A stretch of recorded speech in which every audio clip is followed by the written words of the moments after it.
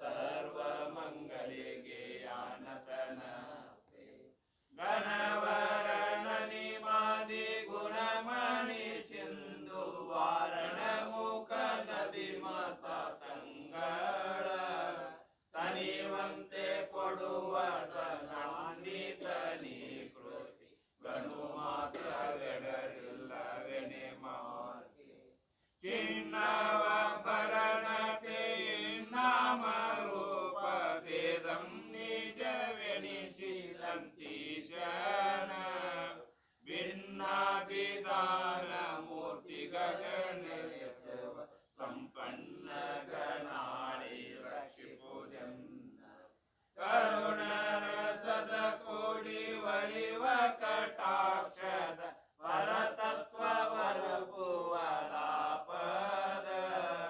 ವರ ಪುಣ್ಯಮಯ ಶರೀರದ ನಿರಾಭಾರಿ ಸದ್ಗುರುವಿರಲೆನ್ನ ಮಾನಸದಲ್ಲಿ ಸುಖವಾಮ ದೇವಾದಿ ಸಕಲ ಮುನೀಶ್ವರ ನಿಖರವನಲವಿಂದೆ ಬಲಗೊಂಡು ಅಕಲಂಕ ಮೆನಿಸುವ ದ್ವೈತ ತತ್ವವನಿಲ್ಲಿ ಪ್ರಕಟಿಸುವೆನು ಬೋಧಾಗತಿಯಿಂದೆ ಅವರಿವರೆನ್ನದೆ ನಿಜವರಿದವರಂಗ್ರಿ ಕವನತನಾಗಿ ಸಂತಸದಿಂದ ಸವೆ ರಮ್ಯವಾದು ಜಂಜನೆ ಪೇಳ್ವೆ ನರತ್ಯಾತ್ಮ ಸುವಿಚಾರ ಗತಿಯ ನಿಕ್ರಮದಿಂದ ಶ್ರೀ ಗುರು ಶಂಭೋ ಲಿಂಗದ ಪಾದ ಪಂಕಜ ವೀಗನ್ನ ಮತಿಗೆ ಮಂಗಳವನು ಶ್ರೀ ಗುರು ಶಂಭೋ ಲಿಂಗದ ಪಾದ ಪಂಕಜ ವೀಗನ್ನ ಮತಿಗೆ ಮಂಗಳವನು ಸದ್ಗುರುನಾಥ ಮಹಾರಾಜ್ ಕಿ ಜೈ. ಹರ ಓಂ ತತ್ಸತ್ ಪರಬ್ರಹ್ಮಣೇ ನಮಃ. ದಿಕ್ಕಾಲಾದ್ಯನವಚ್ಛಿನ್ನಾನಂತಚಿನ್ಮಾತ್ರಮೂರ್ತಯೇ ಸ್ವಾನುಭೂತೇಕಮಾನಾಯ ನಮಶ್ಯಾಂತಾಯ ತೇಜಸೆ ಶಂಕರಂ ಶಂಕರಾಚಾರ್ಯಂ ಕೇಶವಂ ಬಾದರಾಯಣಂ ಸೂತ್ರಭಾಷ್ಯ ಕೃತೌ ವಂದೇ ಭಗವಂತೌ ಪುನಃ ಪುನಃ. ಸರ್ವೋಪನಿಷದಾಂ ತತ್ವಂ ಸಂಗೃಹ್ಯ ಸ್ವಮನೀಷಯ ಏನೋಕ್ತಂ ದೇಶಭಾಷಾಯಾಂ ವಂದೇ ತಂ ನಿಜಗುಣೇಶ್ವರಂ. ಶಿವಂ ಶಾಂತಮದ್ವೈತಂ ಹಿ ಯದುಕ್ತಂ ಸರ್ವಶಾಸ್ತ್ರೇಷು ತದ್ರೂಪಂ ಮದ್ಗುರುವರಂ ಶ್ರೀಶಾಂತಾನಂದಮಹಂ ಭಜೆ. ಪ್ರಾತಸ್ಮರಣೀಯರಾದ ಆರಾಧ್ಯ ಗುರುದೇವರ ಪವಿತ್ರವಾದ ಚರಣಾರವಿಂದಗಳಲ್ಲಿ ದಂಡವತ್ ಪ್ರಣಾಮಗಳನ್ನು ಸಮರ್ಪಣ ಮಾಡಿ, ಅವರಿವರೆನ್ನದೇ ಸರ್ವ ಬ್ರಹ್ಮಜ್ಞಾನಿಗಳ ಪವಿತ್ರವಾದ ಚರಣಾರವಿಂದಗಳಲ್ಲಿ ಪೊಡಮಡುತ್ತ ಕನ್ನಡ ನಾಡಿನ ಮುಮುಕ್ಷುಗಳ ಆರಾಧ್ಯ ದೈವ ಸ್ವರೂಪರಾಗಿರುವ ಜಗದ್ವಂದ್ಯ ಜಗದ್ಗುರುಗಳೂ ಆಗಿರುವ ಪರಮಾತ್ಮನ ಅವತಾರಿಗಳೇ ಎಂದು ಮುಮುಕ್ಷು ವೃಂದದವರಿಂದ ಭಕ್ತ ವೃಂದದವರಿಂದ ಸ್ತುತಿಸಿಕೊಳ್ಳುತ್ತಿರುವ ಪರಮ ಪೂಜ್ಯರಾದ ಸದ್ಗುರು ಸಿದ್ಧಾರೂಢಪ್ಪಂಗಳವರ ಚರಣಾರವಿಂದಗಳಲ್ಲಿಯೂ ತತ್ಸ್ವರೂಪರೆಯಾದ ಜಗದ್ಗುರು ಶಿವಾನಂದಪ್ಪಂಗಳವರ ಚರಣಾರವಿಂದಗಳಲ್ಲಿಯೂ ಅನಂತ ನಮಸ್ಕಾರಗಳನ್ನು ಸಮರ್ಪಿಸಿ, ಮಹಾಮೌನ ಯೋಗಿ ಪರಮ ಪೂಜ್ಯ ಪಾವನ ಮೂರ್ತಿಗಳಾದ ಸದ್ಗುರು ಗುರುನಾಥಾರೂಢಪ್ಪಂಗಳವರ ಚರಣಾರವಿಂದಗಳಲ್ಲಿ ಕೂಡ ಅನಂತ ನಮಸ್ಕಾರಗಳನ್ನು ಸಮರ್ಪಿಸುತ್ತ, ಉಪಸ್ಥಿತ ಸಾಧಕ ಸಾಧಕಿಯರಾದ ನಿಮ್ಮೆಲ್ಲರಲ್ಲಿ ಕೂಡ ಶರಣಗಳು. ನಿನ್ನ ಚಿದ್ಭ್ರಮೆ ನಿನ್ನ ಮರೆವಿಗೆ ಅರಿವಿಗೆ ಬೀಜಂ ನೀನೇ ಪರಮಾತ್ಮನು. ಅದರಿಂದ ಈ ಸೂತ್ರ ಆರಂಭ ಆಗಿದೆ. ಕೇವಲ ಚೈತನ್ಯದಲ್ಲಿ ವ್ಯವಹಾರ ಇಲ್ಲ.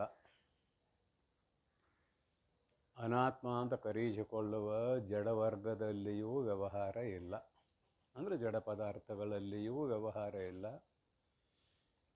ಶುದ್ಧ ಚೈತನ್ಯದಲ್ಲಿಯೂ ವ್ಯವಹಾರ ಇಲ್ಲ. ಶುದ್ಧ ಚೈತನ್ಯ ನಿರ್ಗುಣ ನಿರಾಕಾರ ನಿರವಯವ, ಅದನ್ನುಳಿದು ಇನ್ನೊಂದು ಇಲ್ಲ.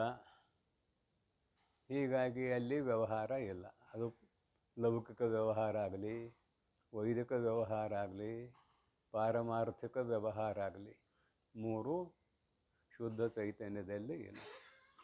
ಇನ್ನು ಶುದ್ಧ ಚೈತನ್ಯಕ್ಕಿಂತಲೂ ಭಿನ್ನವಾಗಿರುವುದೆಲ್ಲವೂ ಅನಾತ್ಮ, ಅದನ್ನು ಜಡವರ್ಗ ಅಂತ ಕರೆತೇವೆ. ಅದು ಸ್ವಯಂ ಇತರ ಜ್ಞಪ್ತಿ ಇಲ್ಲದ್ದು, ತನ್ನ ಜ್ಞಾನವೂ ತನಗೆ ಇಲ್ಲ, ಇನ್ನೊಂದರ ಜ್ಞಾನವೂ ಅದಕ್ಕೆ ಇಲ್ಲ, ಅಲ್ಲಿಯೂ ಕೂಡ ವ್ಯವಹಾರ ಇಲ್ಲ. ಅದ್ವೈತ ಸಿದ್ಧಾಂತದ ಪ್ರಕಾರ ಜಗತ್ತೇ ಇಲ್ಲ,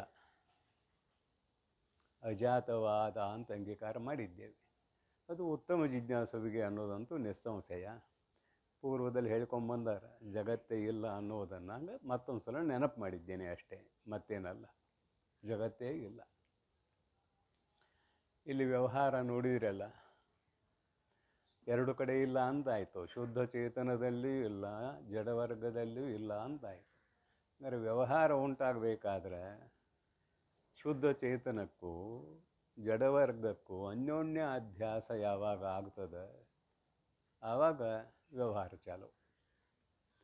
ಅನ್ಯೋನ್ಯ ಅಧ್ಯಾಸ ಆತ್ಮದಲ್ಲಿ ಅನಾತ್ಮದ ಅಧ್ಯಾಸ, ಅನಾತ್ಮದಲ್ಲಿ ಆತ್ಮನ ಸಂಬಂಧ ಅಧ್ಯಾಸ. ಒಂದು ಸ್ವರೂಪ ಅಧ್ಯಾಸ ಅಂತೇವೆ, ಇನ್ನೊಂದು ಸಂಬಂಧ ಅಧ್ಯಾಸ ಅಂತೇವೆ. ಅಧ್ಯಸ್ಥವಾಗಿ ತೋರುವ ಪದಾರ್ಥ ಮಿಥ್ಯೆ. ಮಿಥ್ಯೆ ಅನ್ನೋದು ಸಿದ್ಧಾಂತ. ಕಪ್ಪೆ ಚಿಪ್ಪಿನಲ್ಲಿ ಭ್ರಾಂತ್ಯಾತ್ಮಕವಾಗಿ ತೋರುವ ಬೆಳ್ಳಿ ಸತ್ಯ ಅಲ್ಲ, ಅದು ಮಿಥ್ಯಾಭೂತವಾದದ್ದು. ಹಾಗೆಯೇ ಅನಾತ್ಮದಲ್ಲಿ ಆತ್ಮನ ಸ್ವರೂಪ ಅಧ್ಯಾಸವನ್ನು ಹೇಳಿದೀವಿ ಅಂದರೆ ಉಕ್ತ ದೃಷ್ಟಾಂತದಂತೆ ಆತ್ಮನು ಮಿಥ್ಯಾ ಸ್ವರೂಪನು ಆಗಬೇಕಾಗುತ್ತದೆ. ಆದ್ದರಿಂದ ಅನಾತ್ಮದಲ್ಲಿ ಆತ್ಮನ ಸಂಬಂಧ ಅಧ್ಯಾಸವನ್ನು ಹೇಳಿದ್ದಾರೆ. ಅದು ಎಂಥ ಸಂಬಂಧ? ಕಲ್ಪಿತ ತಾದಾತ್ಮ್ಯ ಸಂಬಂಧ ಅಧ್ಯಾಸ. ನೋಡ್ರಿ, ಏನೋ ಸೇರಿಸಾರ ಅದಕ್ಕೆ ವಿಶೇಷಣ. ಕಲ್ಪಿತ ತಾದಾತ್ಮ್ಯ ಸಂಬಂಧ ಅಧ್ಯಾಸ. ಅದು ಕಲ್ಪಿತವೂ ಹೌದು, ಇನ್ನೊಂದು ವಸ್ತುವಿನ ಆಕಾರದಂತೆ ತೋರುವುದು ಹೌದು. ಕಲ್ಪಿತ ತಾದಾತ್ಮ್ಯ ಸಂಬಂಧ. ಇಲ್ಲಿ ಸಂಬಂಧ ಮಿಥ್ಯ. ಸಂಬಂಧ ಯಾವಾಗ ಮಿಥ್ಯ ಆಯಿತು ಆಗ ತಾದಾತ್ಮ್ಯವೂ ಮಿಥ್ಯ ಆಗ್ತದೆ, ಕಲ್ಪಿತವೂ ಕೂಡ ಮಿಥ್ಯ ಆಗ್ತದೆ. ಕಲ್ಪಿತ ತಾದಾತ್ಮ್ಯ ಸಂಬಂಧ ಅಧ್ಯಾಸ, ಇಷ್ಟು ನೆನಪಿಟ್ಕೊಳ್ಳೋಣ. ಇದು ಯಾವಾಗ ಆಯಿತು ಅಂದರೆ ಆಕಸ್ಮಿಕ. ಮೊದಲು ಹೇಳಿದ್ದಾರೆ, ಪರದಳು ಆಕಸ್ಮಿಕವಾದನು, ಕಲ್ಪಿತ ಪುರುಷನು ಅಂತ ಮೊದಲೇ ಹೇಳಿದ್ದಾರೆ. ಯಾವಾಗ ಆಯಿತು ಅಂದರೆ ಆಕಸ್ಮಿಕ ಆಯಿತು. ಈಗ ಆಯಿತು ಆಗ ಆಯಿತು ಅಂತ ಹೇಳಕ್ಕೆ ಬರೋದಿಲ್ಲ ಅನ್ನೋದರಿಂದ ಅನಾದಿ. ಅನಾದಿ ಆದಿ ಉಳ್ಳದ್ದು ಈಗಾಯಿತು ಆಗಾಯಿತು ಅಂತ ಹೇಳ್ಬೋದು. ಆದರೆ ಯಾವುದಕ್ಕೆ ಆದಿ ಇಲ್ಲವೋ ಅದು ಅನಾದಿ ಅಂತ ಇಷ್ಟು ಅರ್ಥ. ಇಲ್ಲೇನಾಯ್ತು ಹಾಗಾದರೆ? ವ್ಯವಹಾರ ನಡೆಯಬೇಕಾದ್ರೆ ಯಾವುದಾರ ಆಗಲಿ, ಹೇಳಿದ್ನು ಮೂರು ವ್ಯವಹಾರ. ಒಂದು ಕೇವಲ ವ್ಯಾವಹಾರಿಕ, ಲೋಕಕ್ಕೆ ಸಂಬಂಧಪಟ್ಟದ್ದು. ಈ ಲೋಕ ಆಗಲಿ ಪರಲೋಕ ಆಗಲಿ ಸಂಬಂಧಪಟ್ಟದ್ದು ಸಹಜವಾಗಿ. ಆದರೆ ಎರಡನೇದು ವೈದಿಕ ಅನ್ಯ. ಕರ್ಮಕಾಂಡವನ್ನು ವಿಸ್ತಾರವಾಗಿ ಹೇಳುವಂಥ ಭಾಗ ಇದೆ ವೇದಗಳಲ್ಲಿ. ನೀನು ಸ್ವರ್ಗ ಕಾಮನು ಆದರೆ ಯಜ್ಞ ಯಾಗ ಜಪ ತಪ ಹೋಮ ಹವನ ಮಾಡು ಅಂತ ಹೇಳುವುದು ವೈದಿಕ ವ್ಯವಹಾರ. ಈ ಶರೀರ ಇಲ್ಲೇ ಬಿದ್ದು ಹೋಗ್ತದೆ ಅಂದರೆ ಹೋಗೋರು ಯಾರು ಅಂತ ಕೇಳಿದ್ರೆ ಜೀವಾತ್ಮನು ಹೋಗುತ್ತಾನೆ ಅಂತ ಅವರು ಕರ್ಮಠರು ಕೂಡ ಒಪ್ಪಿದ್ದಾರೆ. ಪರಲೋಕವನ್ನು ಒಪ್ಪಿದ್ದೇವೆ, ನಾವು ಒಪ್ಪಿದ್ದೇವೆ, ಇಲ್ಲಂತಿಲ್ಲ. ಆದರೆ ಯಥಾರ್ಥವಾಗಿ ಇರುವಿಕೆ ಅದಕ್ಕಿಲ್ಲ ಅನ್ನೋದು ಸಿದ್ಧಾಂತ. ಅದು ಈ ಪೂರ್ವದಲ್ಲಿ ಸಾಕಷ್ಟು ಸಲ ಚರ್ಚೆ ಆಗಿದೆ. ಇದು ವೈದಿಕ ವ್ಯವಹಾರ ಆಯಿತು. ಇನ್ನು ಪಾರಮಾರ್ಥಿಕ ವ್ಯವಹಾರ ಯಾವುದು ಅಂದ್ರೆ ಅಹಂಕಃ, ನಾನು ಯಾರು ಪ್ರಶ್ನೆ. ಅದಕ್ಕೆ ಹೇಳುವ ಉತ್ತರವು ಎಲ್ಲವೂ ಪಾರಮಾರ್ಥಿಕ ವ್ಯವಹಾರ. ಶ್ರವಣ ಮನನ ನಿಧಿಧ್ಯಾಸನ ಅಂತ ವಿಸ್ತಾರ ಆಗ್ತಾ ಹೋಗ್ತದೆ. ಮೈತ್ರೇಯಿಗಿದೆ ಮಾತಾಡಿರೋರು. ನನಗೆ ನಿತ್ಯ ಸುಖ ಸಿಗಬೇಕಾದ್ರೆ ಏನು ಮಾಡಲಿ ಅಂತ ಕೇಳಿದ್ರು, ಆತ್ಮಾವಾರೇ ದ್ರಷ್ಟವ್ಯ. ನಿನ್ನನ್ನು ನೀನು ತಿಳಿಯಬೇಕು. ದ್ರಷ್ಟವ್ಯ ಅಂದರೆ ನೋಡಬೇಕು ಅನ್ನೋದು ಶಬ್ದಾರ್ಥ. ಆದರೆ ನಿನ್ನನ್ನು ನೀನು ತಿಳಿಯಬೇಕು ಅಂದರೆ ಆತ್ಮ ನಿನ್ನ ಸ್ವರೂಪ ಇದೆ, ಅದನ್ನು ನೀನು ತಿಳಿಯಬೇಕು. ತಿಳಿಯಬೇಕಾದ್ರೆ ಏನು ಮಾಡಬೇಕು? ಶ್ರವಣ ಮನನ ನಿಧಿಧ್ಯಾಸನ ಮಾಡಬೇಕು. ಇದಕ್ಕೇನಂತೇವಿ? ಪಾರಮಾರ್ಥಿಕ ವ್ಯವಹಾರ ಅಂತೇವಿ. ಇದೆಲ್ಲವೂ ಯಾವಾಗ ಅಂತ ಕೇಳಿದರೆ ಆತ್ಮ ಅನಾತ್ಮಗಳಲ್ಲಿ ಅನ್ಯೋನ್ಯ ಅಧ್ಯಾಸ ಆದಾಗ ಅನ್ನೋದನ್ನು ನೆನಪಿಟ್ಟುಕೊಳ್ಳೋಣ. ಇಷ್ಟಿಟ್ಕೊಂಡು ಮುಂದೆ ಹೋಗೋಣ. ನಿನ್ನೆ ಸಾಧಾರಣವಾಗಿ ಸೂತ್ರದ ಅರ್ಥ ಆಗಿದೆ. ಅದಕ್ಕೆ ಸಂಬಂಧಪಟ್ಟ 4 ಮಾತುಗಳು ಇವತ್ತಿನ. ತನ್ನೊಳು ಇಲ್ಲದ ಬಗೆಯನು ತಾನೇ ಕಲ್ಪಿಸಿ ತನ್ನನು ಉಳಿದು ತಾನೇ ಶೋಕಿಸಿ ತನ್ನ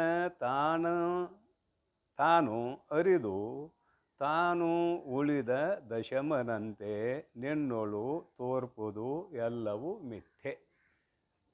ಒಂದು ದೃಷ್ಟಾಂತ ಕೊಡ್ತಾರೆ ನಮಗೆ ತಿಳಿಸ್ಲಿಕ್ಕೆ. ಈ ಚಿದ್ಭ್ರಮೆ ಹೇಗೆ ಉಂಟಾಯಿತು?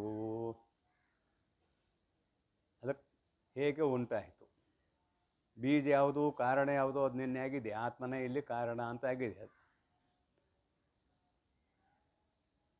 ಇದು ಹೇಗೆ ಉಂಟಾಯಿತು ಅನ್ನೋದಕ್ಕೆ ಕಾರಣ ಹೇಳಿದರೆ ನಿನ್ನೆ. ಯಾವಾಗ ಉಂಟಾಯಿತು ಅನ್ನೋದಕ್ಕೆ ಈಗಾಗಲೇ 4 ಮಾತಿನಲ್ಲಿ ಹೇಳಿದ್ದೀನಿ, ಅನಾದಿ ಅಂತ. ಇಲ್ಲಿ ನೋಡ್ರಿ, ದೃಷ್ಟಾಂತ ಕೊಡ್ತಾರಂತ ತಿಳಿಸ್ಲಿಕ್ಕೆ. ಆ ಕಥೆ ಎಲ್ಲರಿಗೂ ಗೊತ್ತಿದೆ, ಅದೇನೋ ಪ್ರಸಿದ್ಧ ಅಲ್ಲ. 10 ಹುಡುಗರಂತೂ ಗುರುಕುಲದಲ್ಲಿ ವಾಸ ಮಾಡ್ತಿದ್ರು. ಹೂವು, ಹಣ್ಣು, ಹಂಪಲ, ಗಡ್ಡೆ, ಗೆಣಸು ಮೊದಲಾದವುಗಳನ್ನು ತರಲಿಕ್ಕೆ ಪಕ್ಕದಲ್ಲಿ ಅರಣ್ಯ ಇತ್ತು. ಆ ಅರಣ್ಯ ಎಲ್ಲಿತ್ತಂದ್ರೆ ಆಶ್ರಮಕ್ಕೂ ಅರಣ್ಯಕ್ಕೂ ಒಂದು ಮಧ್ಯದಲ್ಲಿ ನದಿ ಇತ್ತು. ಆ ನದಿಯನ್ನು ದಾಟಿ ಹೋದರು. 10 ಹುಡುಗರು ಹೋದರು. ಹೋಗುವಾಗ ಆಯಿತು, ಹಣ್ಣು ಹಂಪಲ ಎಲ್ಲ ತೊಗೊಂಡ್ರು. ಅವ್ರಿಗೇನು ಬೇಕು, ಗಡ್ಡೆ ಗೆಣಸು ದರ್ಬೆ ವಗೈರೆ ಅಂತ ಇಟ್ಟುಕೊಳ್ಳೋಣ. ಅದೇನು ವಿಸ್ತಾರ ಮಾಡೋಕ್ಕೆ ಬೇಕಾದಷ್ಟು ಜಾಗ ಇದೆ. ತೊಗೊಂಡ್ರು, ವಾಪಸ್ ಬಂದರು. ಭಾಳ ಶಾಣ್ಯರಿದ್ರು ಎಲ್ಲ ಹುಡುಗರು.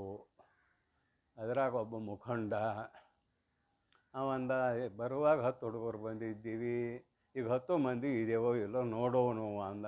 ಎನಿಸಾಕ ನಿಂತರ ನೋಡ್ರಿ, ಎನಿಸುವುದಕ್ಕೆ ನಿಂತರು. ನೀವೇನು ಮಾಡಿದ? ಎದುರಿಗೆ ಇರೋ 9 ಮಂದಿ 1 2 3 4 5 6 7 8 9 ದಶಮನು ಇಲ್ಲ. ತನ್ನಲ್ಲೇ ಕಲಿಪಿಸಿಕೊಂಡ ಇದನ್ನು. ದಶಮನು ಇಲ್ಲ. ಜ್ಞಾನ ಎಲ್ಲಿ ಆಗ್ತದೆ ಅನ್ನೋದನ್ನ ಹೇಳಿದ್ದೀನಿ, ಅಂತಃಕರಣದಲ್ಲಿ ಆಗ್ತದೆ. ದಶಮನು ಇಲ್ಲ ಅಂತ ತನ್ನಲ್ಲಿ ತಾನು ಕಲ್ಪಿಸಿಕೊಂಡ. ಇದು ಅಸತ್ವಾಪಾದಕ ಆವರಣ, ಅಭಾನಾಪಾದಕ ಆವರಣ ಎರಡನ್ನೂ ಹೇಳ್ತದೆ. ಇದು ಇಲ್ಲ ಅನ್ನೋದು ಇದ್ರ ತೋರ್ಬೇಕಾಗಿತ್ತು. ಇದು ಅಭಾನಪಾದಕ ಆವರಣ. ಇಲ್ಲ ಅಭಾವಾಪಾದಕ ಆವರಣ. 2 ಆವರಣ. ಸಪ್ತಾವಸ್ಥಾ ಹೇಳುವಾಗ ಹೇಳ್ತೀವಲ್ಲ, ಆವರಣ ವಿಕ್ಷೇಪ ಅಂತ. ಇಲ್ಲಿ ಆವರಣ 2 ಭಾಗ ಮಾಡ್ತೇವೆ. ಅಸತ್ವಾಪಾದಕ ಆವರಣ, ಅಭಾನಾಪಾದಕ ಆವರಣ. ಗೊತ್ತಿದೆ ನಿಮ್ಗೆ. ಕಥೆಯನ್ನು ಯಾಕೆ ವಿಸ್ತಾರ ಮಾಡ್ತೇವೆ ಅಂದರೆ ದಾರ್ಷ್ಟಾಂತಕ್ಕೆ ಸುಲಭವಾಗಿ ನಮ್ಮ ಬುದ್ಧಿ ಹೊಂದುಗಡೆ ಆಗುವುದಕ್ಕಾಗಿ ಇಲ್ಲಿ ಕಥಾಭಾಗವನ್ನು ಹೇಳಬೇಕಾಗ್ತದೆ. ಇದು ಸಂದರ್ಭಕ್ಕನುಸಾರವಾಗಿ. ತನ್ನಲ್ಲಿ ತಾನು ಏನು ಕಲ್ಪಿಸಿಕೊಂಡೀಗ? ದಶಮನು ಇಲ್ಲ ಅಂತ ಕಲ್ಪಿಸಿಕೊಂಡ. ಇವನೇ ದಶಮ. 9 ಆಗಿತ್ತೆ, ಎದುರಿಗೆ ಇದೆ. ನವ ದಶ ಅನ್ಬೇಕು. ಯಾರಿಗೆ ಅನ್ಬೇಕು? ತನಗೆ ಅನ್ಬೇಕು. 1 2 3 4 ಸಂಸ್ಕೃತ. ಬೇಕಾದ್ರೆ 1 2 3 4 ಅನ್ನೋದು ಸಂಸ್ಕೃತ ಭಾಷೆ. ನಾವು ಕನ್ನಡದಲ್ಲಿ ಮಾತಾಡೋಣ. 1 2 3 4 5 6 7 8 9 10 ಇಲ್ಲ. ತಾನೇ 10ನೇಯವನು, ತಾನೇ ದಶಮನು ಆಗಿದ್ದರೂ ವಾಸ್ತವಿಕವಾಗಿ ದಶಮ ಅಲ್ಲ. ಯಾಕಂದ್ರೆ 9 ಮಂದಿಗೆ ಅನ್ನೋ ಯಾಕತ್ತೆ ದಶಮ. ಇವು ಒಂದಾದ್ರೂ ಹೊಡೆದವ, ಅಲ್ಲೊಬ್ಬ 10ನೇದವ ಅಕ್ಕಾನ, ಮತ್ತೊಬ್ಬ ಒಂದಾದ್ರೆ ಮತ್ತೊಬ್ಬ ದಶಮ ಅಕ್ಕಾನ. ಅಲ್ಲಿ ದಶಮನ ಯಾವ? ಅಲ್ಲಿ ಯಾವನೂ ಇಲ್ಲ ದಶಮನ. ಆದರೂ ಕಲ್ಪಿಸಿಕೊಂಡ. ಏನಂತ? ದಶಮನು ಇಲ್ಲ ಅಂತ ತನ್ನಲ್ಲಿ ಕಲ್ಪಿಸಿಕೊಂಡ. ಅಲ್ಲಕ್ಕೆ ಆರಂಭ ಮಾಡಿದರು. ಕತೆ ವಿಸ್ತಾರ ಮಾಡೋದು ಬೇಡ, ಎಲ್ಲರೂ ಎಣಿಸಿರು ಅಂತ ಹೇಳೋದು ಕತೆ ವಿಸ್ತಾರ. ಮತ್ತೆ ನೆಲೆ ಏನೇನು ಗಣಸಾಕ್ ಬರೋದಿಲ್ಲ ಅಂತ ಮತ್ತೊಬ್ಬ ಬಂದ, ಅವನು ಎಣಿಸ್ತಾ ಅವನು 9 ಅಂದ. ಇದನ್ನೆಲ್ಲರಿಗೂ ಅನ್ವಯ ಮಾಡಿಬಿಡ್ರಿ. ಎಲ್ಲರೂ ಒಳಗೆ ಶುರು ಮಾಡಿದರು. ಆ 10 ಮಂದಿಗೆ ಮುಖಂಡನಾಗಿರುವ ಹುಡುಗ ಮೊದಲು ಎಣಿಸಿದ್ದ, ಅವಾಗ ಗೊತ್ತಾಗಲಿಲ್ಲ. ಏನು ಉಳಿದವ್ರು ಎಣಿಸಿದ್ರೆ ಹೆಂಗೆ ಗೊತ್ತಾಗ್ತದೆ ಅಂತ ಅಭಿಪ್ರಾಯ. ಅಷ್ಟೊತ್ತಿಗೊಬ್ಬ ಆಪ್ತ ಪುರುಷ ಬಂದ. ಯಥಾರ್ಥ ವಕ್ತ ಆಪ್ತ ಪುರುಷ, ಆಪ್ತ ಪುರುಷ ಅಂತ ಕರಿತೀವಿ ಇವ್ರನ್ನ.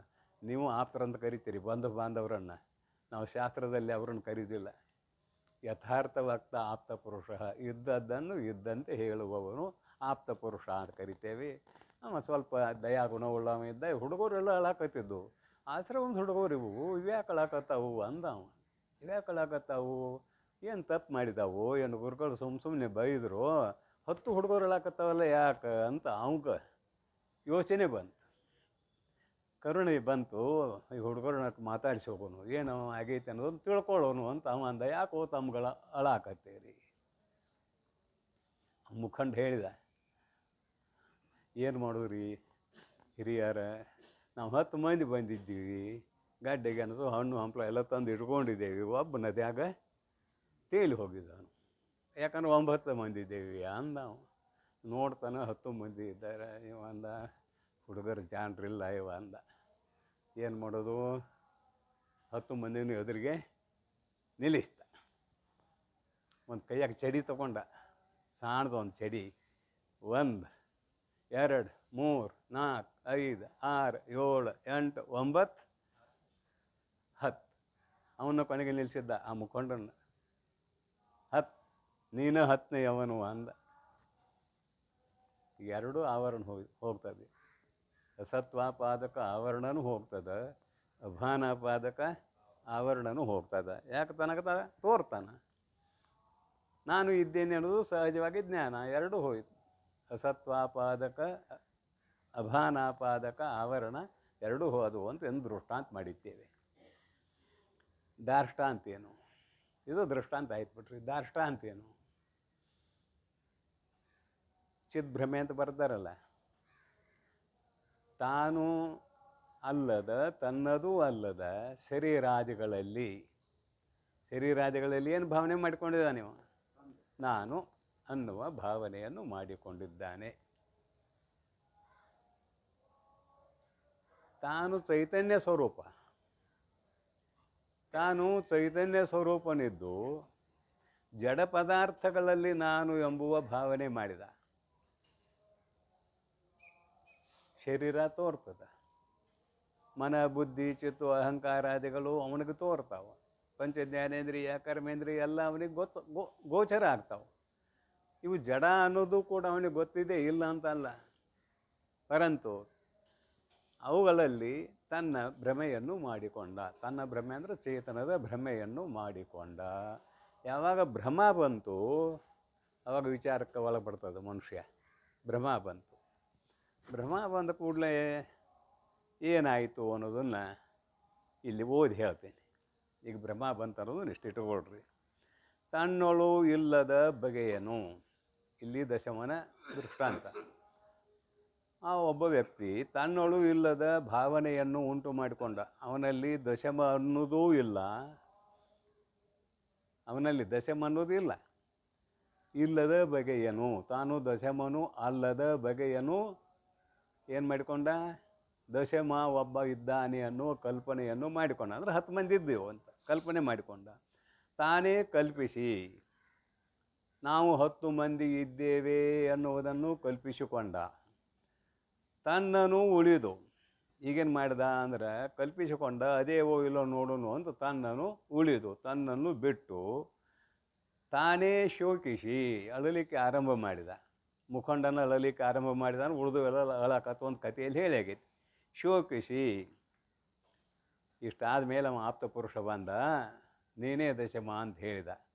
ಆವಾಗ ತನ್ನ ತಾನರಿದು, ತನ್ನ ತಾನು ಅರಿದು, ತನ್ನನ್ನು ತಾನು ತಿಳಿದು, ತಾನು ಉಳಿಯುವ, ತಾನು ಅಂದರೆ ನಾವಿಲ್ಲ ಅಂತ ತಿಳ್ಕೊಂಡಿದ್ದ, ತಾನು ಉಳಿಯುವ ದಶಮನಂತೆ. ಇದು ದಶಮನ ಕತೆ. ದಶಮನಂತೆ ಇದು ದೃಷ್ಟಾಂತ. ದಶಮನ ಕತೆ ಇಲ್ಲಿ ಮುಗಿತದ. ನಿನ್ನೊಳು ತೋರ್ಪುದೆಲ್ಲವೂ ಮಿಥ್ಯೆ. ಇಲ್ಲಿಗೆ ಅನ್ವಯ. ನಿನ್ನೊಳು ಚೈತನ್ಯ ಸ್ವರೂಪಳು ಆಗಿರುವ ಅಥವಾ ಚೈತನ್ಯ ಸ್ವರೂಪನೂ ಆಗಿರುವ ಆತ್ಮತತ್ವಕ್ಕೆ ಸ್ತ್ರೀಲಿಂಗ ಪುಲ್ಲಿಂಗ ಎರಡೂ ಇಲ್ಲ. ನಪುಂಸಕಲಿಂಗ ಇದೆ ಅದಕ್ಕೆ. ಅಖಂಡ ಚೇತನಕ್ಕೆ ನಪುಂಸಕಲಿಂಗ ಇದೆ. ಆದರೆ ಸಂದರ್ಭಕ್ಕನುಸಾರವಾಗಿ ಒಮ್ಮೊಮ್ಮೆ ಏನು ಮಾಡ್ತೇವೆ ಅಂತ ಕೇಳಿದರೆ ಆತ್ಮನು ಅಂತ ಕರೆದಾಗ ಪುಲ್ಲಿಂಗ ಆಗ್ತದೆ, ಚಿತ್ ಅಂದಾಗ ನಪುಂಸಕಲಿಂಗ ಆಗ್ತದೆ, ಚೈತನ್ಯ ಅಂದಾಗ ನಪುಂಸಕಲಿಂಗ ಆಗ್ತದೆ. ಇವು ಕಲ್ಪಿತ. ಯಾಕಂದ್ರೆ ಅಶಬ್ದಂ ಅಸ್ಪರ್ಶಂ, ಅದಕ್ಕೆ ಶಬ್ದದ ಅವಶ್ಯಕತೆ ಇಲ್ಲ, ಶಬ್ದಕ್ಕೆ ಅದು ವಿಷಯವೂ ಅಲ್ಲ. ಆದರೂ ತಿಳಿಸುವ ದೃಷ್ಟಿಯಿಂದ ಏನು ಮಾಡ್ತೇವೆ, ಒಮ್ಮೆ ಸ್ತ್ರೀಲಿಂಗನೂ ಅಂತೇವೆ, ಒಮ್ಮೆ ನಪುಂಸಕಲಿಂಗ ಅಂತೇವೆ, ಒಮ್ಮೆ ಪುಲ್ಲಿಂಗ ಅಂತೇವೆ. ಈಗ ಎದುರಿಗೆ ಕುಂತವಳು ಮೈತ್ರಿ, ಅದಕ್ಕಾಗಿ ಸ್ತ್ರೀಲಿಂಗ ಶಬ್ದ ಉಪಯೋಗ ಮಾಡಬೇಕಾಗ್ತದೆ. ಎದುರಿಗೆ ಕುಂತವಳು ಮೈತ್ರಿ ಹೇಳಕ್ಕೆ ಹೊರಟಿದ್ದಾರೆ ಯಾಜ್ಞವಲ್ಕ್ಯರು. ಅದಕ್ಕಾಗಿ ನಿನ್ನೊಳು ಎಲೈ ಮೈತ್ರಿಯೇ ನಿನ್ನೊಳು ತೋರ್ಪುದೆಲ್ಲವೂ ಮಿಥ್ಯೆ. ದಶಮನ ಕಥೆಯಲ್ಲಿ ಅವ ಇಲ್ಲ, ತೋರುವುದಿಲ್ಲ, ಸತ್ತ, ಆಮೇಲೆ ತೋರಿದ, ಅದೆಲ್ಲ ಸುಳ್ಳು. ಕರೆಯನು ಅಂದರೆ ಎಲ್ಲ ಸುಳ್ಳು. ದಶಮನ ಕಥೆಯಲ್ಲಿ ಎಲ್ಲ ಸುಳ್ಳು. ಹಾಗೆ ಇದು ಎಲ್ಲ ಸುಳ್ಳು. ಯಾಕಂದ್ರೆ ಅವ ಕಳ್ಕೊಂಡೋಗಿರಲಿಲ್ಲ. ಕಳ್ಕೊಂಡಿದ್ರೆ ಏನರ ಹಾಕಿದ, ಕಳ್ಕೊಂಡಿರಲಿಲ್ಲ, ಎಲ್ಲೂ ಹೋಗಿಲ್ಲ, ನೀರಾಗೆ ರಥೆಯಲ್ಲಿ ಹೋಗ್ಯಾನ, ಅದೂ ಇಲ್ಲ, ಇರುವಲ್ಲೇ ಇದ್ದಾನೆ. ಆದರೆ ಇಲ್ಲದೆ ಇರುವುದನ್ನು ಕಲ್ಪಿಸಿಕೊಂಡು ಶೋಕಿಸಿ ತನ್ನನ್ನು ತಾನು ತಿಳಿದ ಮೇಲೆ ಆ ದಶಮನು ಹೇಗೆ ತನ್ನಲ್ಲಿ ಸುಖಭೂತನಾಗಿ ಅಥವಾ ಸುಖ ಸ್ವರೂಪನಾಗಿ ಉಳಿದನೋ ಹಾಗೆ ನಿನ್ನೊಳು ಈ ತೋರುವುದೆಲ್ಲವೂ ಮಿಥ್ಯೆ. ನೀ ಏನು ತಿಳ್ಕೊಂಡಿದ್ದೀ? ನಾನು ಮೈತ್ರೇಯಿ. ನೀ ಮೈತ್ರೇಯಿ ಅಲ್ಲ, ನೀನು ಅಖಂಡ ಚೇತನ ಸ್ವರೂಪಳು, ಮೈತ್ರೇಯಿ ಅಲ್ಲ. ಆದರೆ ನಾನು ಮೈತ್ರೇಯಿ ಅಂತ ತಿಳ್ಕೊಂಡೆ. ಯಾವಾಗ? ಶರೀರದಲ್ಲಿ ನಾನು ಎಂಬುವ ಭಾವನೆ ಬಂದಾಗ. ನಿನ್ನಲ್ಲಿ ತೋರೋದೆಲ್ಲವೂ ಮಿಥ್ಯೆ. ಇದು ಸಂಕ್ಷಿಪ್ತ. ಇದ್ರ ಉತ್ತರ ನೋಡೋಣ್ರಿ. ಅದರಿಂದೇ ನುಡಿ ಓದ್ಬಿಡ್ತೇನೆ ಪದಚ್ಛೇದ ಮಾಡಿ. ಅದರಿಂದೇ ಸತ್ಯ ನೀನು, ಅದರಿಂ ಸ್ವಯಂ ಜ್ಯೋತಿಯು, ಅದರಿಂದೇ ನಿತ್ಯ ಅಪರೋಕ್ಷನು, ಅದರಿಂದೇ ಅರಿಯನು ನಾನು ಆರೋ ಸೋಹಂ ಎಣಿಪ್ಪುದು ಇದು ನಿನ್ನೊಳು ಔಪಚಾರಿಕ ವೈಶೆ. ಪೂರ್ತಿ ನುಡಿ ಏನಂತಾರ್ರಿ? ಅದರಿಂದೇ ಇದೆಲ್ಲವೂ ಅಂದರೆ ನಿನ್ನೊಳಗೆ ತೋರುತ್ತಿರುವುದೆಲ್ಲವೂ ಮಿಥ್ಯೆ ಆದ್ದರಿಂದೇ. ಇದು ಕೇವಲ ಕಲ್ಪಿತ. ಮಿಥ್ಯೆ ಆದ್ದರಿಂದೇ. ಅದರಿಂದ ಅಂದರೆ ನಿನ್ನೊಳು ತೋರುವುದೆಲ್ಲವೂ ಮಿಥ್ಯೆ ಆದ್ದರಿಂದ. ಅದು ಮುಂದೆ ಬರ್ತದೆ ಮಿಥ್ಯೆ ಅನ್ನೋದು. ಆದ್ದರಿಂದ ಸತ್ಯ ನೀನು. ಮಿಥ್ಯಾತ್ಮಕವಾದ ಪದಾರ್ಥವು ಅಂದರೆ ಇಲ್ಲದೆ ಇರುವ ಪದಾರ್ಥವು ಅಥವಾ ಸುಳ್ಳಾದ ಪದಾರ್ಥವು ತೋರಬೇಕಾದರೆ ಅದಕ್ಕೊಂದು ಆಧಾರ ಬೇಕು ಅಂತ ಆರಂಭದಲ್ಲಿ ಹೇಳ್ಕೊಂಡು ಬಂತಾರೆ. ಭ್ರಾಂತಿ ಅಭ್ರಾಂತ ಪೂರ್ವಕಂ, ಭ್ರಾಂತಿ ಅಭ್ರಾಂತ ಪೂರ್ವಕಂ. ಭ್ರಾಂತಿಯು ಉಂಟಾಗಬೇಕಾದರೆ ಅಂದರೆ ಇಲ್ಲದೆ ಇರುವಂತಹ ವಸ್ತುವಿನ ತೋರಿಕೆ ಕಲ್ಪನೆ ಉಂಟಾಗಬೇಕಾದರೆ ಅದಕ್ಕೊಂದು ಆಧಾರಭೂತವಾದ ವಸ್ತು ಇರಬೇಕು. ಭ್ರಾಂತ್ಯಾತ್ಮಕವಾದ ಬೆಳ್ಳಿ ತೋರಲಿಕ್ಕೆ ಕಪ್ಪೆ ಚಿಪ್ಪು. ಅಲ್ಲಿ 4 ತೊಗೊಂಡ್ಬಿಡ್ರಿ, ನಿಮಗೆ ಗೊತ್ತಾಗಿದ್ದಾವೆ 4.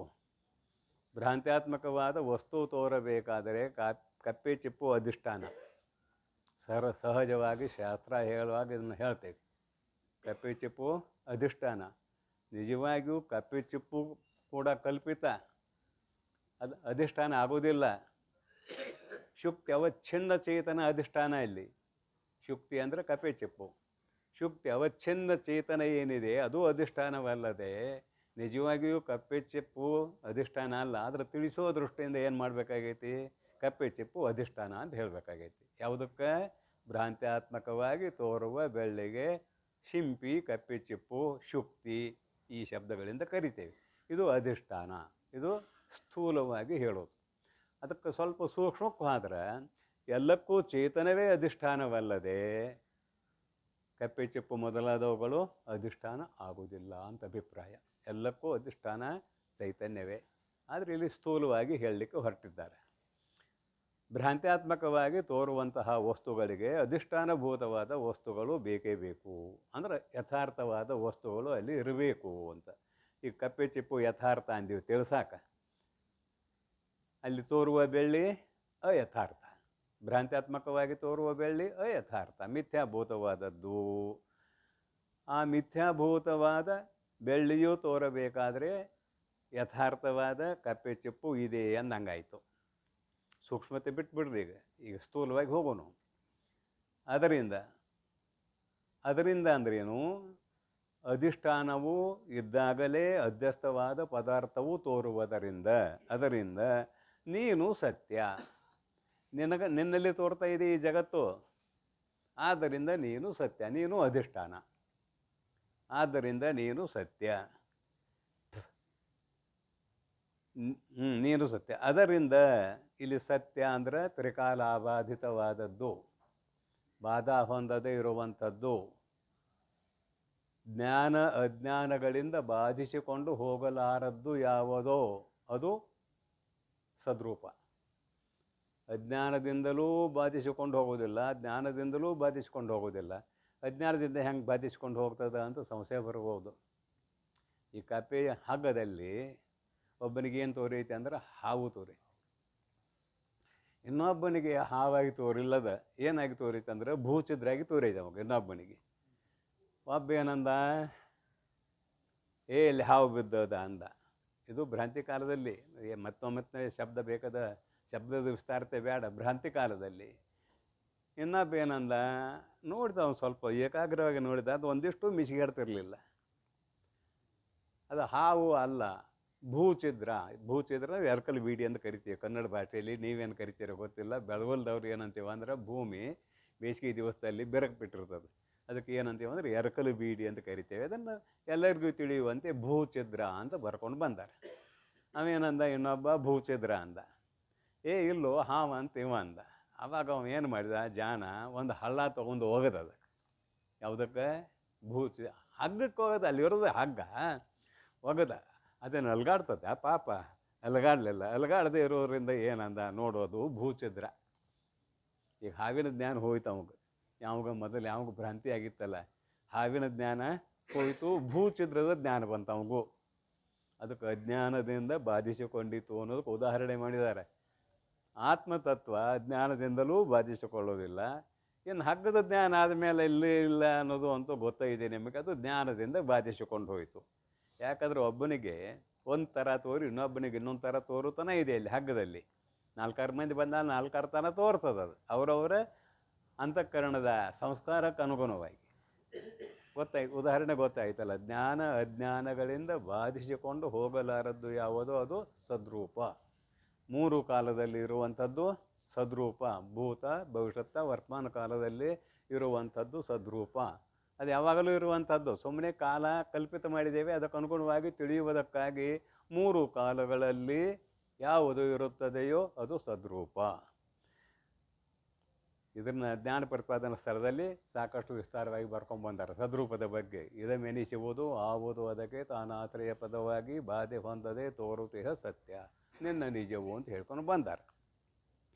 ನಿನ್ನೊಳಿಯುವುದು ಸತ್ಯ ಪದವು, ಅದನ್ನು ಅನುಭವದ ನೋಡಿ ಮನುಜ ನೀನ ಹೇ ಮುಕ್ತನು ಅಂತೂ ಅಲ್ಲಿ ಹೇಳ್ಕೊಂಬಂದಾರೆ. ಸ್ವಗತ ಸಜಾತಿ ವಿಜಾತಿ ಭೇದಾದಿಗಳು ನಿನ್ನಲ್ಲಿ ಇಲ್ಲ ಅಂತ ಅಲ್ಲಿ ಹೇಳ್ಕೊಂಡು ಬಂದಾರೆ. ಅದನ್ನೆಲ್ಲ ಕಲ್ಪನೆಗೆ ತಂದುಕೊಳ್ಳೋದು ಅಷ್ಟೇ ನೀವು, ಇಲ್ಲಿ ಮತ್ತೇನಿಲ್ಲ. ಹಾಗಾದರೆ ನೀನು ಸದ್ರೂಪ ಅನ್ನೋದನ್ನು, ಅದರಿಂದೇ ನೀನು ಸತ್ಯ, ಅದರಿಂದೇ ಸ್ವಯಂ ಜ್ಯೋತಿ. ನೀನು ಸದ್ರೂಪನೂ ಆಗಿರುವುದರಿಂದಲೇ ನೀನು ಸ್ವಯಂ ಜ್ಯೋತಿ.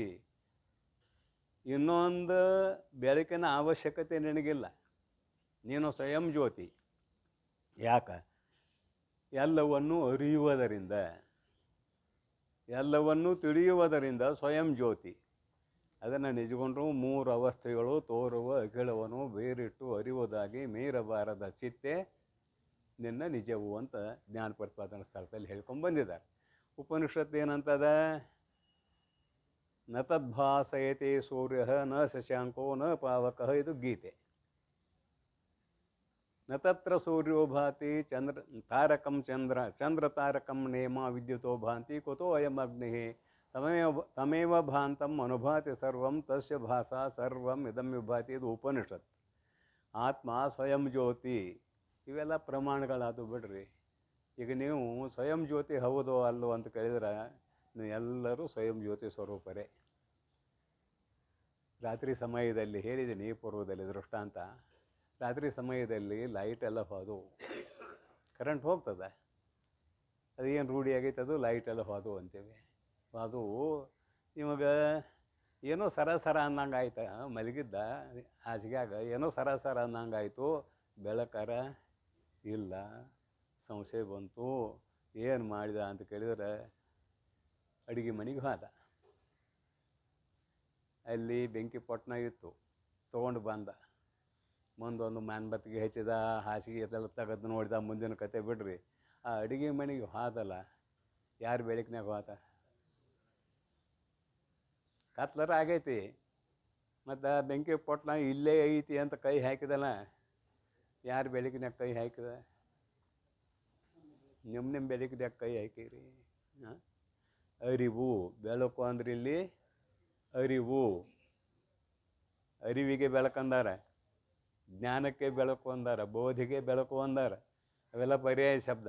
ಬೆಳಕು ಅಂದ್ಕೊಳ್ಳಿ ಸೂರ್ಯನಂಗಂತ ಊಹೆ ಮಾಡಿಗಿಡೀರಿ. ಇದು ಆಭಾಸ, ಆತ್ಮನ ಆಭಾಸ ಸೂರ್ಯನಲ್ಲಿದೆ. ತಮೇವ ಭಾಂತಂ ಅನುಭಾತಿ ಸರ್ವಂ ಉಪನಿಷತ್ ಹೇಳ್ತದೆ. ಅವನು ಬೆಳಕು ಪಡ್ಕೊಂಡು ಇವೆಲ್ಲ ಬೆಳಗ್ದಂಗೆ ಬೆಳಗುವಂಗೆ ಕಾಣಕತ್ತಾವ. ಯಾರು ಬೆಳಕ? ನಿನ್ನ ಬೆಳಕ. ಇದು ಪೂರ್ವದಲ್ಲಿ ಹೇಳಿದ್ದೀನಿ. ಸೂರ್ಯನನ್ನು ನೀವು ಅರಿತೀರಿ ಅಲ್ಲದೆ ಸೂರ್ಯ ನಿಮ್ಮನ್ನು ಅರಿದಿಲ್ಲ. ಸೂರ್ಯನನ್ನು ನಾವು ಅರಿತೇವೆ, ನಾವು ಅರಿತಾನೆ ನಮಗೆಲ್ಲೈತಿ ಜ್ಞಾನ. ಹಾಗಾದರೆ ಬೆಳಕು ಅಂದರೆ ಬೋಧೆ ಅಂದರೆ ಜ್ಞಾನ, ಅರಿವು. ಕನ್ನಡದಲ್ಲಿ ನೀನು ಅರು ಸ್ವರೂಪ ಅನ್ನುವುದನ್ನು ಇಲ್ಲಿ ಏನು ಹೇಳ್ತಾ ಇದೆ? ಸ್ವಯಂ ಜ್ಯೋತಿ. ಜ್ಯೋತಿ ಅನ್ನೋ ಶಬ್ದಕ್ಕೆ ಏನು ಅರ್ಥ ಮಾಡಿದ್ದೀವಿ? ಅರಿವು. ಜ್ಯೋತಿ ಶಬ್ದಕ್ಕೆ ಅರಿವು. ಲೋಕಾರೂಢಿಯಲ್ಲಿ ಅದು ಇನ್ನೊಂದನ್ನು ತಿಳಿಸಿಕೊಡುತ್ತದೆ ಆ ಬೆಳಕ. ಉದಾಹರಣೆಗೆ ಲೋಕಾರೂಢಿಯಲ್ಲಿ. ಆದರೆ ಇಲ್ಲಿರುವಂತಹ ಬೆಳಕು ಅರಿವು. ಅದು ಅರಿವು ಅಲ್ಲ, ಅಲ್ಲಿ ಬಿದ್ದು ಹೋಗ್ತದೆ. ಅದು ಇನ್ನೊಂದನ್ನು ತಿಳಿಸ್ಕೊಡ್ತದ, ಅದು ತಿಳಿಸಿಕೊಟ್ಟತ್ವೆ. ನೀವು ತಿಳ್ಕೊಂಡಿದ್ದೀರಿ, ಸಹಾಯ ಮಾಡೈತೆ ಅಷ್ಟೇ. ನೀವು ತಿಳಿದುಕೊಳ್ಳುವುದಕ್ಕೆ ಆ ಬೆಳಕು ಸಹಾಯ ಮಾಡಿದೆ ಅಷ್ಟೇ. ಆದರೆ ಅದು ನಮಗೆ ತಿಳಿಸಿಕೊಟ್ಟಿಲ್ಲ. ತಿಳ್ಕೊಂಡದ್ದು ಯಾರು ಅಂದ್ರೆ ನೀನು, ನಿನ್ನ ಅಂತಃಕರಣ ವೃತ್ತಿ. ಇಲ್ಲಿ ತಿಳಿಯುವುದು ಬಿಡುವುದು ಎಲ್ಲ ಅಂತಃಕರಣ ವೃತ್ತಿಯಲ್ಲಿ ವ್ಯವಹಾರ. ಆತ್ಮತತ್ವದಲ್ಲಿ ಏನೂ ವ್ಯವಹಾರ ಇಲ್ಲ ಅಂತ ಆರಂಭದಲ್ಲಿ ಒಂದು ಮಾತಿಟ್ಟಿದ್ದೇನೆ ನಾ. ಕೇವಲ ಜಡವರ್ಗದಲ್ಲಿಯೂ ಏನೂ ವ್ಯವಹಾರ ಇಲ್ಲ ಅನ್ನೋದು ಹೇಳಿ ಆಗಿದೆ.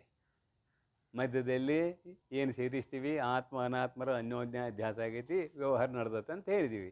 ಹಾಗಾದ್ರೆ ಇದೆಲ್ಲ ಅಂತಃಕರಣದ ವೃತ್ತಿಯಲ್ಲಿ ನಡೆಯುವಂಥದ್ದು ಅಂತ ಒಪ್ಬೇಕು ನಾವು.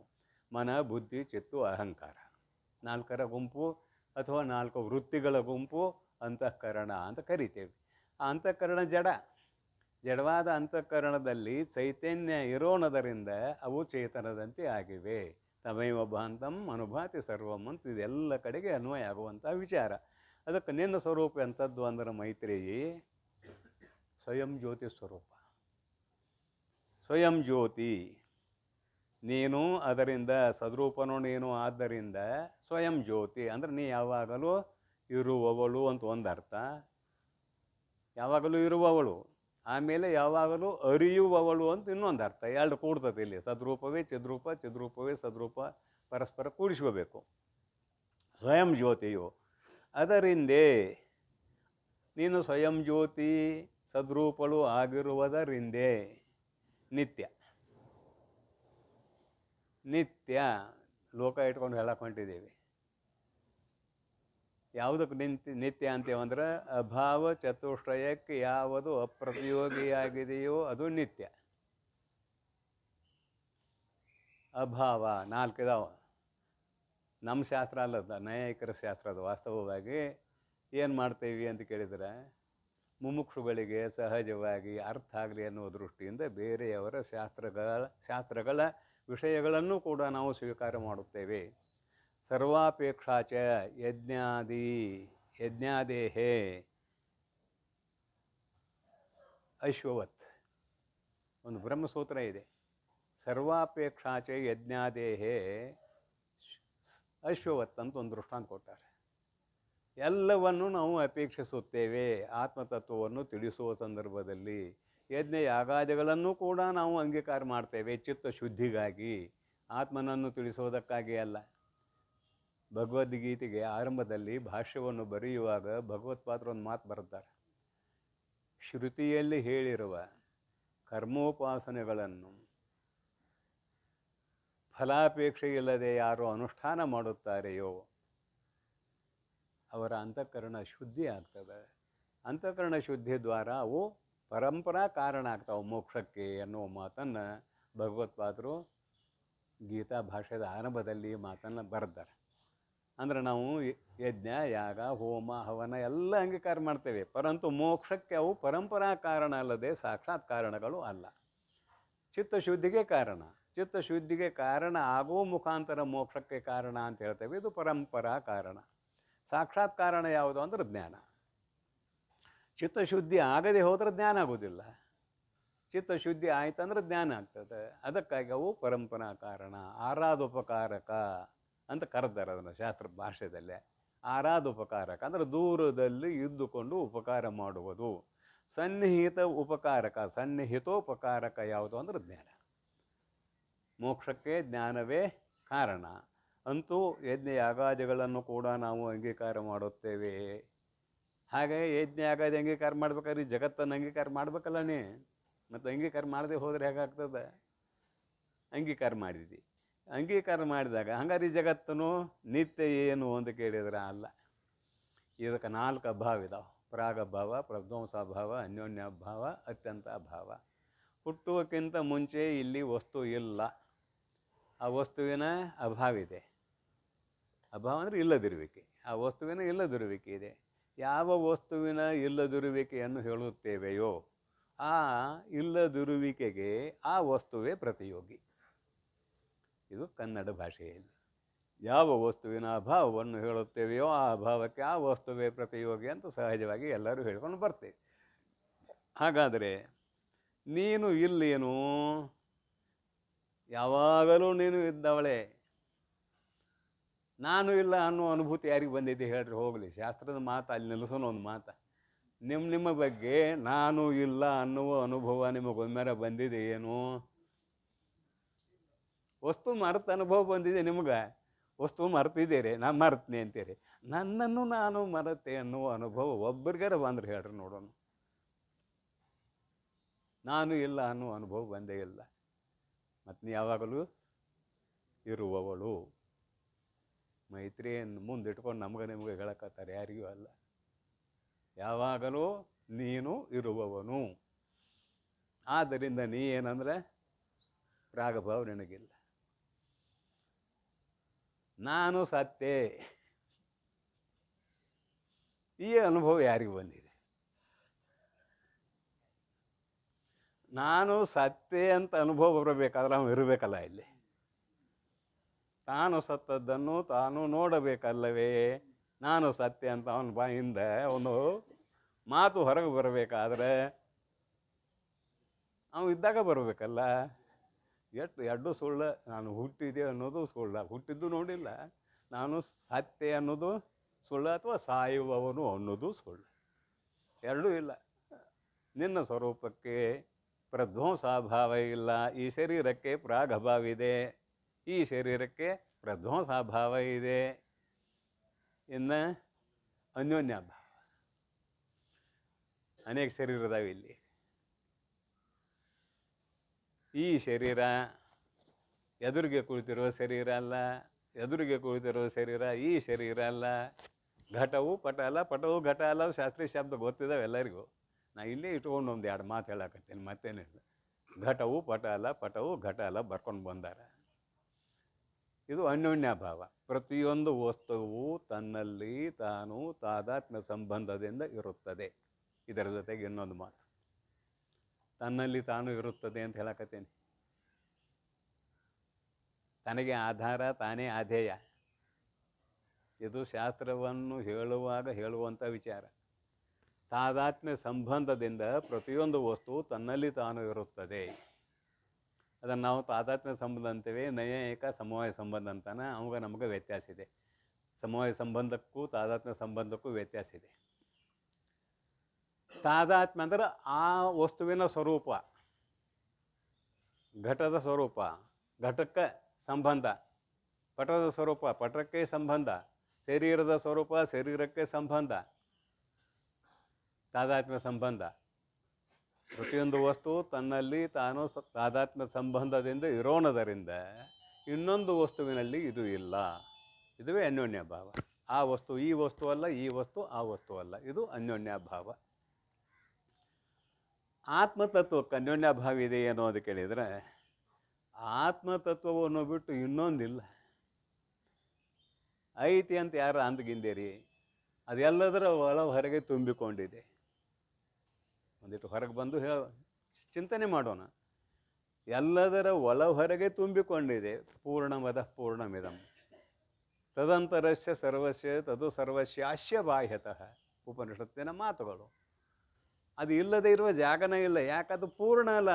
ಪೂರ್ಣ ಅಂದಾಗ ಎಲ್ಲ ಕಡೆ ಇದೆ ಅಂತ ಒಪ್ಪಬೇಕಲ್ಲ. ಅದು ಎಲ್ಲ ಕಡೆ ಇದೆ ಅಂತ ಒಪ್ಪಲೇಬೇಕು. ಅದನ್ನು ಬಿಟ್ಟು ಇನ್ನೊಂದು ಇಲ್ಲವೇ ಇಲ್ಲ. ವಾಸ್ತವ ವಿಚಾರ ಮಾಡಿದರೆ ಇನ್ನೊಂದು ಇಲ್ಲ. ಯಾಕಂದ್ರೆ ಪೂರ್ಣ. ಕೊಡ ತುಂಬ ನೀರು ತುಂಬಿದ್ದೀರಿ, ದೃಷ್ಟಾಂತ ಮಾಡ್ತೇನೆ. ಕೊಡ ತುಂಬ ನೀರು ತುಂಬಿದಿರಿ, ಅದ್ರಾಗ ಒಂದಿಷ್ಟು ಅಕ್ಕಿ ಹಾಕ್ರಿ ಅಂತೇನೆ. ಅಕ್ಕಿ ಹಾಕಕ್ಕೆ ಬರ್ತೈತಿ, ಆದ್ರೆ ನೀರೆಲ್ಲ ಬಿದ್ದು ಹೋಗ್ತೈತಿ. ನೀರು ಬೀಳಕ್ಕೆ ಹೊರಗೆ ಜಾಗ ಐತಿ. ನೀರು ಬೀಳಲಿಕ್ಕೆ ಹೊರಗೆ ಜಾಗ ಐತಿ. ಆದರೆ ಆತ್ಮ ಪೂರ್ಣನಾಗಿರುವುದರಿಂದ ಅವನಲ್ಲಿ ಏನಾದರೂ ಒಂದು ಐತಿ ಏನು ಅಂತ ಕೇಳಿದರೆ ಆತ್ಮ ಹೊರಗೆ ಹೋಗ್ಬೇಕಲ್ಲ, ಅದಕ್ಕೆ ಜಾಗ ಕೊಟ್ಟ. ಈಗ ಅಕ್ಕಿಗೆ ನೀರು ಜಾಗ ಕೊಟ್ಟಿತು, ಅವಕಾಶ ಕೊಡ್ತು, ನೀರು ಹೊರಗೆ ಬಿತ್ತು. ಹಂಗೆ ಒಂದು ವೇಳೆ ಆತ್ಮನಲ್ಲಿ ಏನಾದರೂ ಇದೆ ಏನು ಅಂದ್ರೆ ಅದು ಬಿದ್ದು ಹೋಗ್ಬೇಕಾಗ್ತದೆ. ಆತ್ಮನ ಪೂರ್ಣ, ಅಲ್ಲಿ ಮತ್ತೊಂದಿಲ್ಲ. ಅದಕ್ಕೆ ಅನ್ಯೋನ್ಯ ಭಾವ ಹೇಳಲಿಕ್ಕೆ ಬರುವುದಿಲ್ಲ. ಅನ್ಯೋನ್ಯ ಭಾವ ಹೇಳುವುದು ಪರಿಚ್ಛಿನ್ನ ವಸ್ತುವಿನಲ್ಲದೆ ಪರಿಪೂರ್ಣವಾದ ವಸ್ತುವಿನಲ್ಲಿ ಇಲ್ಲ. ಆಯ್ತು. ಇನ್ನು ಅತ್ಯಂತ ಭಾವವು ಕೂಡ ಆತ್ಮತತ್ವಕ್ಕೆ ಇಲ್ಲ. ಜಗತ್ತಿಗೆ ಅತ್ಯಂತ ಭಾವ ಇದೆ. ಇದು ಪೂರ್ವದಲ್ಲಿ ಕತೆ ಬಂದು ಹೋಗಿದೆ.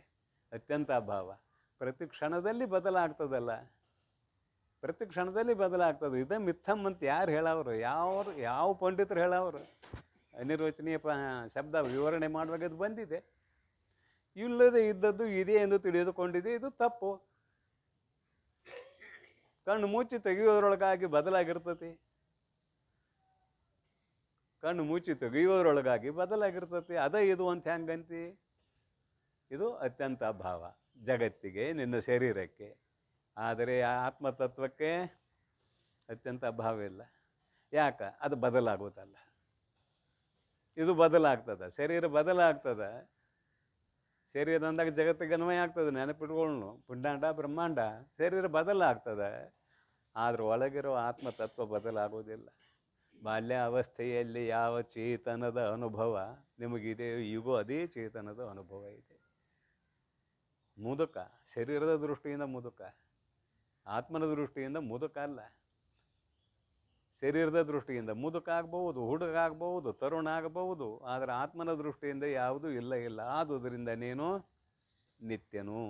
ಅನಿತ್ಯ ಯಾವುದಾಯಿತು? ಜಗತ್ತಾಯಿತು.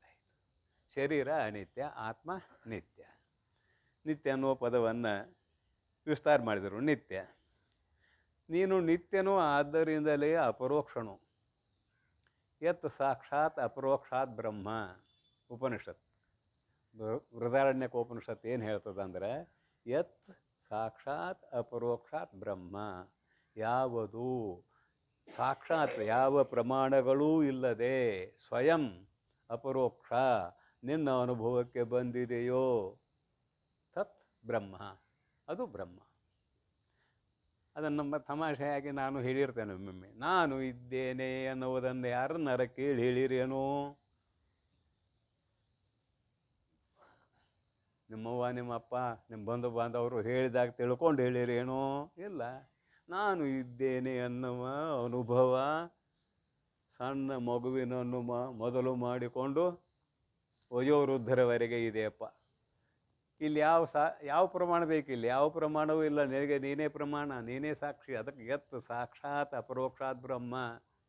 ನಿನ್ನ ಸ್ವರೂಪ ಪರೋಕ್ಷ ಅಲ್ಲ. ಅಂದರೆ ನಿನ್ನ ಸ್ವರೂಪ ನಿನ್ನ ಅನುಭವದಲ್ಲಿ ವೇದ್ಯ ಆಗುವಂಥದ್ದು, ಪ್ರಮಾಣಗಳಿಂದ ವೇದ್ಯ ಆಗುವಂಥದ್ದಲ್ಲ. ಇದನ್ನ ಯಾಕೆ ಬರಿತಾರು ಅಂತ ನಿಮಗೆ ಅನಿಸ್ಬೋದು. ಸ್ವಾನುಭೂತೇಕಮಾನಾಯ, ನಿನ್ನ ಅನುಭವವೇ ಇಲ್ಲಿ ಪ್ರಮಾಣವಲ್ಲದೆ, ಅಂದರೆ ನಿನ್ನ ಇರುವಿಕೆಗೆ ನಿನ್ನ ಅನುಭವವೇ ಪ್ರಮಾಣವಲ್ಲದೆ ಮತ್ತೊಂದು ಪ್ರಮಾಣ ಇಲ್ಲ. ದ್ವೈತಕ್ಕೆ ಪವನ ವೈಶೆ, ದ್ವೈತಕ್ಕೆ ಪ್ರಮಾಣಗಳಿದ್ದಾವ, ಅದ್ವೈತಕ್ಕೆ ಪವನ ಇಲ್ಲ. ಪವನ ಅಂದರೆ ಪ್ರಮಾಣ. ಪ್ರತ್ಯಕ್ಷ, ಅನುಮಾನ, ಉಪಮಾನ, ಶಬ್ದ, ಅರ್ಥಾಪತ್ತಿ, ಅನುಪಲಬ್ಧಿ 6 ಪ್ರಮಾಣ ಅಂಗೀಕಾರ ಮಾಡಿದ್ದೇವೆ. ದ್ವೈತವನ್ನು ನೇತಿಗಳೆಯುವುದಕ್ಕೆ ಪ್ರಮಾಣ ಬೇಕು ನಮಗೆ. ಅದ್ವೈತವನ್ನು ತಿಳಿಸುವುದಕ್ಕೆ ನಿನ್ನ ಅನುಭೂತಿಯೇ ಅಲ್ಲಿ ಪ್ರಮಾಣವಲ್ಲದೆ ಯಾವ ಪ್ರಮಾಣಗಳ ಅವಶ್ಯಕತೆ ಇಲ್ಲ. ನೋಡ್ರಿ, ಆದ್ದರಿಂದ ನೀನು ಅಪರೋಕ್ಷ. ಅಪರೋಕ್ಷಣು ಹೀಗೆಲ್ಲ ವಿವರಣೆ ಮಾಡಿ ನೀನು ಅಲ್ಲದರಲ್ಲಿ ನೀನು ಎಂಬುವ ಭಾವನೆಯನ್ನು ಮಾಡಿಕೊಂಡಿದ್ದಿಲ್ಲ. ಚಿದ್ಭ್ರಮೆ, ನಿನ್ನ ಚಿದ್ಭ್ರಮೆ ನಿನ್ನ ಅರಿವಿಗೆ ಬೀಜಂ. ಅಲ್ಲಿಗೆ ಬರ್ರಿ ಈಗ. ಅದರಿಂದ ನಾನಾರೋ ಅರಿಯನು. ಸೋಹಂ ಎನ್ನಿಪ್ಪುವುದು ನಿನ್ನಳು ಔಪಚಾರಿಕ ವೈಶ್ಯ. ಏನು ಕೇಳಿಲ್ಲ ಮೈತ್ರೇಯಿ ಅಂದರೆ ನಮ್ಮ ಈ ಕನ್ನಡ ಭಾಷೆಯಲ್ಲಿ ನಾನು ಅಂದರೆ ಯಾರು ಅನ್ನೋದನ್ನು ಕೇಳಿಳು ಅಂತ. ಮಹಾನುಭಾವ, ನಾನು ಯಾರು? ಉಪನಿಷತ್ತು ಅದನ್ನೇ ಹೇಳ್ತದೆ. ಕೋ ಅಹಂ, ನಾನು ಯಾರು? ನಾನು ಸ್ವರೂಪ ಏನು? ಅಲ್ಲಿ ಬೇಕಾದದ್ದು ಸುಖ, ಕೇಳಿದ್ದು ಸುಖ. ನಿತ್ಯ ಸುಖದ ಪ್ರಾಪ್ತಿ ಆಗೋದಿಲ್ಲ ಅಂದ್ರೆ ತೊಗೊಂಡು ನಾ ಏನು ಮಾಡಲಿ ಅಂದರು. ನಿತ್ಯ ಸುಖದ ಪ್ರಾಪ್ತಿ ಆಗಬೇಕಾದ್ರೆ ಏನು ಮಾಡ್ಬೇಕಂದ್ರು ನಿನ್ನನ್ನು ನೀನೇನು ಅರಿಯಬೇಕು ಅಂದರು.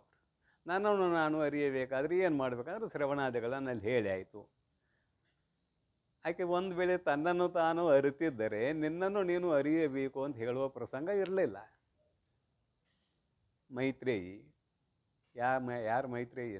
ನೀವು ಮೈತ್ರೇಯಿಗಳು. ನಮ್ಮನ್ನು ನಾವು ಅರಿತಿದ್ದರೆ ಶಾಸ್ತ್ರ ಕೇಳೋ ಪ್ರಸಂಗ ಇರಲಿಲ್ಲ. ಅರ್ತಿಲ್ಲ ಅಂತೇಳಿ ಶಾಸ್ತ್ರ ಕೇಳೋ ಪ್ರಸಂಗ ಬಂದಿದೆ ನಮಗೆ. ಅದಕ್ಕಂತಾರೆ ಅವರು ಅದರಿಂದೆ ಅಂದ್ರೆ ನೀನು ಅಪರೋಕ್ಷ. ಸಾಕ್ಷಾತ್ ನೆನಗಣಿ ಅಪರೋಕ್ಷ. ಆದರೂ ಕೂಡ ಅರಿಯನು ಅಂತ ಯಾವಾಗ ಭಾವ ಬಂತಲ್ಲ ಆವಾಗ ಅನ್ಯೋನ್ಯಾಧ್ಯಾಸ, ಮತ್ತೇನಿಲ್ಲ. ಅನಾತ್ಮದಲ್ಲಿ ಚಿದ್ಭ್ರಮೆಯನ್ನು ಮಾಡಿಕೊಂಡಿದ್ದೀಯಾ, ಅರಿಯನು. ಆಯಿತು, ಗುರುಗಳ ಬಳಿಗೆ ಹೋದಿ. ನಾನು ಅಂದರೆ ಯಾರು ಅಂತ ಕೇಳಿದೆ. ಅಲ್ಲಿಗೆ ಸಂಕ್ಷಿಪ್ತ ಮಾಡ್ಯಾರ ಇಲ್ಲಿ. ಅರಿಯನು, ನಾನಾರೋ ಅರಿಯನು. ಸಹ ಅಹಂ ಏನಿಪ್ಪುದು. ಗುರುಗಳು ಏನು ಹೇಳಿದರು? ಶ್ರವಣ ಮನನ ನಿಧಿಧ್ಯಾಸನ ಮಾಡೋದಕ್ಕೆ ನೀನು ಬ್ರಹ್ಮ ಅಂತ ಹೇಳಿದರು. ತತ್ವಮಸಿ ಮಹಾವಾಕ್ಯವನ್ನು ತೊಗೊಂಡು ಬರೋಣ ಇಲ್ಲಿಗೆ. ತತ್ವಮಸಿ, ಆ ಬ್ರಹ್ಮವೇ ನೀನೇ ಅಂತ ಅವ್ರು ಹೇಳಿದರು. ಆವಾಗ ಅಹಂ ಬ್ರಹ್ಮಾಸ್ಮಿ ಅಂತ ಇವಾಗ ಜ್ಞಾನ ಆಯ್ತು ಸಾಧಕನಿಗೆ. ಅಹಂ ಬ್ರಹ್ಮಾಸ್ಮಿ, ಸಹ ಅಹಂ, ಆ ಬ್ರಹ್ಮವೇ ನಾನು. ಸಹ ಅನ್ನೋದು ಏನು ಹೇಳ್ತದ? ಅದು ಆ ಬ್ರಹ್ಮವೇ ನಾನು ಅಂತ ಅನುಭವ ಬಂತು ಅಂತ ಇಟ್ಕೊಡ್ರಿ. ಅಹಂ ಸಹ ಅಹಂ ಎನಿಪುದು ಇದು ನಿನ್ನೊಳು ಔಪಚಾರಿಕ ವೈಶೇ. ಇದು ಯಥಾರ್ಥ ಅಲ್ಲ. ಇದು ಉಪಚಾರಪರವಾದ ಮಾತು. ಉಪಚಾರಪರವಾದ ಮಾತು ಸುಳ್ಳಿರ್ತದೆ. ಉಪಚಾರಪರವಾದ ಮಾತು ಸುಳ್ಳಿರ್ತದೆ. ಈಗ ನಮ್ಮನ್ನು ಪ್ರಸಾದಕ್ಕೆ ಕರೆದಿರ್ತಾರೆ, ಹೋಗಿರ್ತೇವೆ. ಭಾಳ ಚಲೋ ವ್ಯವಸ್ಥೆ ಮಾಡಿದ್ದೀರಿ ಅಂತೀವಿ ನಾವು. ಎಲ್ಲ ನಿಂಬದ್ರಿ, ಎಲ್ಲ ನಿಮ್ದು, ಇದು ನಮ್ದೇನೈತಿ ಅಂತಾರೆ ಅವರು. ಎಲ್ಲ ನೆಂಬದೈತಿ, ನಮ್ದೇನಿಲ್ಲ ಅಂತಾರೆ. ಊಟಕ್ಕೆ ಬೆಳ್ಳಿ ತಟ್ಟಿ ಇಟ್ಟಿದ್ರು. ಬಂಗಾರ ಅಂತೂ ಬೇಡ ಬಿಡ್ರಿ, ಭಾಳ ತುಟ್ಟಿಗೈತಿ. ಎಲ್ಲ ನೆಂಬದು ಐತಿ ಅಂದ್ಕೊಂಡು ನೀವು ಬೆಳ್ಳಿ ತಟ್ಟಿ ತೊಗೊಂಡು ಹೊಂಟ್ರೆ ಸರಿ ಆಕೈತೆ? ಉಪಚಾರ ಪರ. ಉಪಚಾರ ಅಂದ್ರೆ ಸುಳ್ಳು ಅಂತದ್ರ ಅರ್ಥ ಮತ್ತೇನಲ್ಲ. ಈ ಬೆಳ್ಳಿ ತಟ್ಟಿ ಬಂಗಾರ ತಟ್ಟಿ ಯಾಕೆ ಜೋಡಿಸ್ತೀವಿ ಅಂದ್ರೆ ಇದು ಸುಳ್ಳು ಅಂತ ಹೇಳೋದಕ್ಕೆ ಅಷ್ಟೇ, ಮತ್ತೇನಲ್ಲ. ಇಲ್ಲೇನು ಹೇಳಿರು ಅಂದ್ರೆ ನನ್ನನ್ನು ನಾನು ಮರೆತೆ, ನನಗೆ ಯಾರು ಅನ್ನೋದು, ನಾ ಯಾರು ಅನ್ನೋದು ನನಗೆ ಗೊತ್ತಿಲ್ಲ ಅನ್ನೋದು ಸುಳ್ಳು. ಗುರುಗಳ ಉಪದೇಶದಿಂದ ನಾನೇ ಬ್ರಹ್ಮ ಅಂತ ತಿಳ್ಕೊಂಡಿಲ್ಲ, ಇದು ಸುಳ್ಳು. ಸುಳ್ಳಿನ ಸಂತಿ. ತದನನ್ಯತ್ವಮ್ಮ ಆರಂಭಣ ಶಬ್ದಾದಿಭ್ಯ ಅಂತ ಒಂದು ಬ್ರಹ್ಮಸೂತ್ರ ಇದನ್ನು ಹೇಳ್ತದೆ. ನಾ ಸತೋ ವಿದ್ಯತೆ ಭಾವೋ ನಾ ಭಾವೋ ವಿದ್ಯತೆ ಸತಃ ಅನ್ನುವ ಗೀತೆ.